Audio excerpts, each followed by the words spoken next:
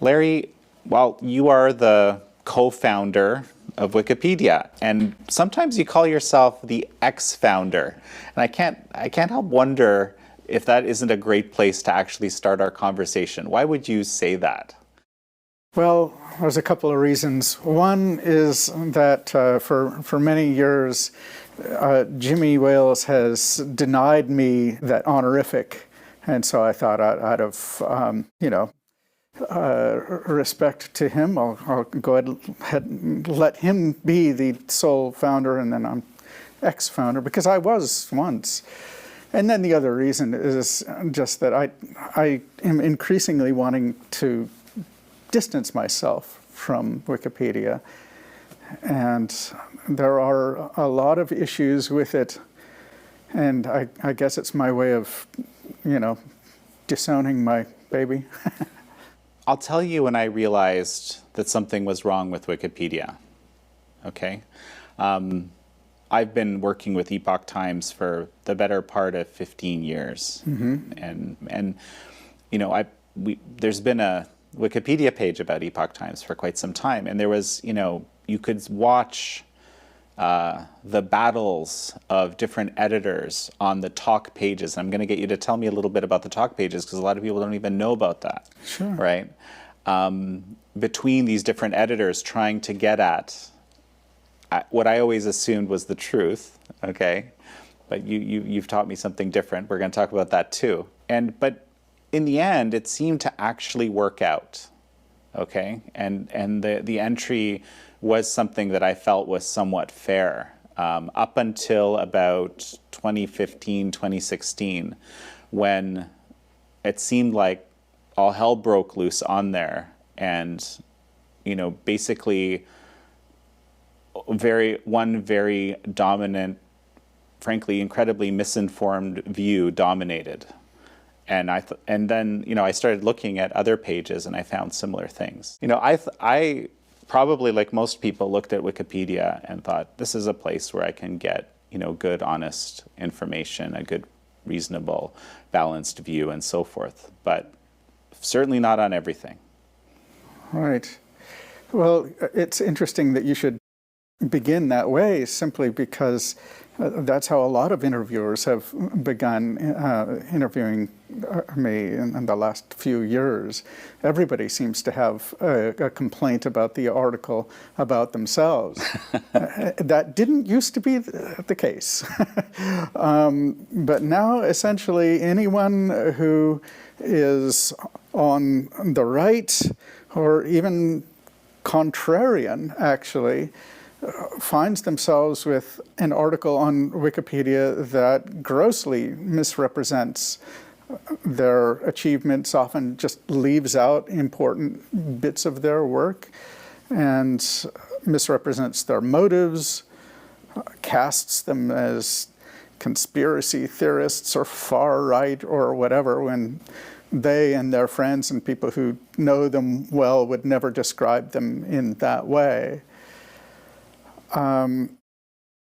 So yeah, I hear you, and I've been apologizing for that for many years now, for that sort of issue. It's just gotten a lot worse, as you say, basically in the last 5 years or so. There's a big area here, right?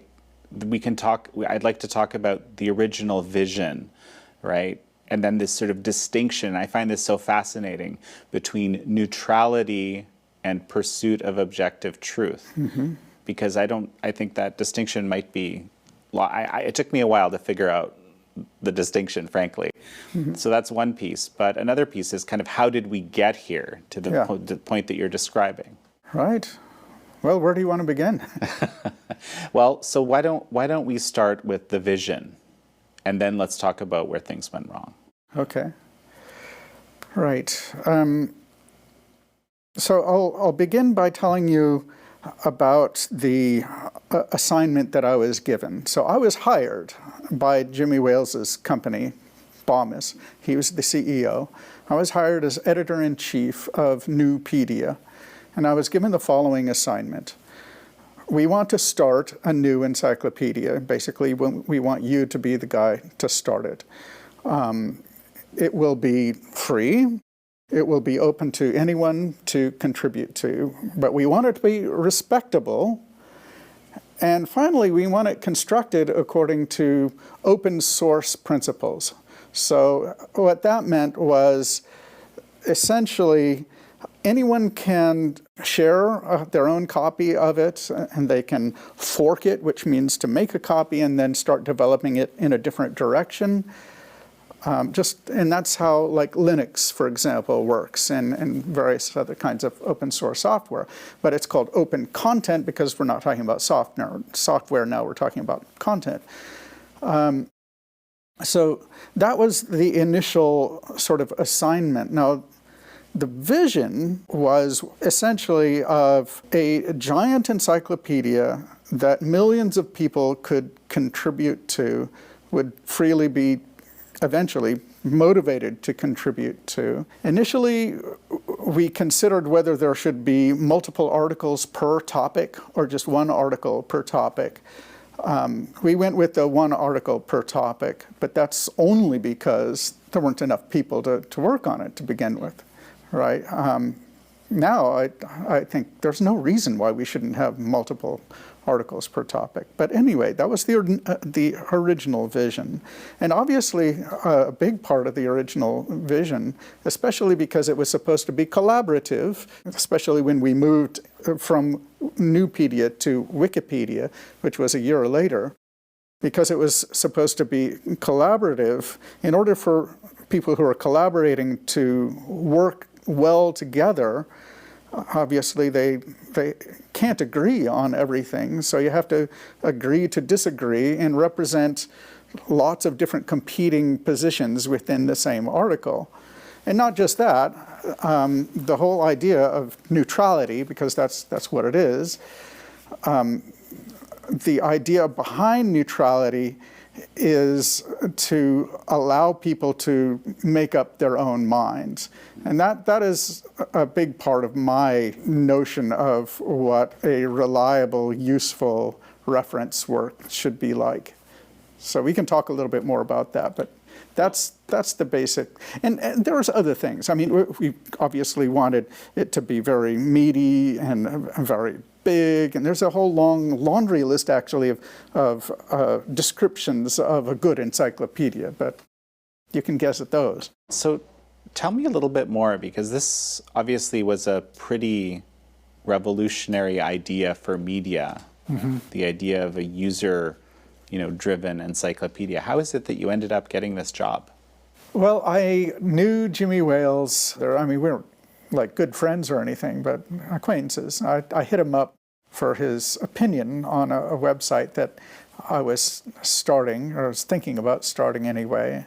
And he said, well, don't work on that. I have something you should work on. You could come and work for me and be editor-in-chief of this new website, Nupedia. Nupedia was very top-heavy, had a lot of problems with it. In terms of the amount of content that it was producing.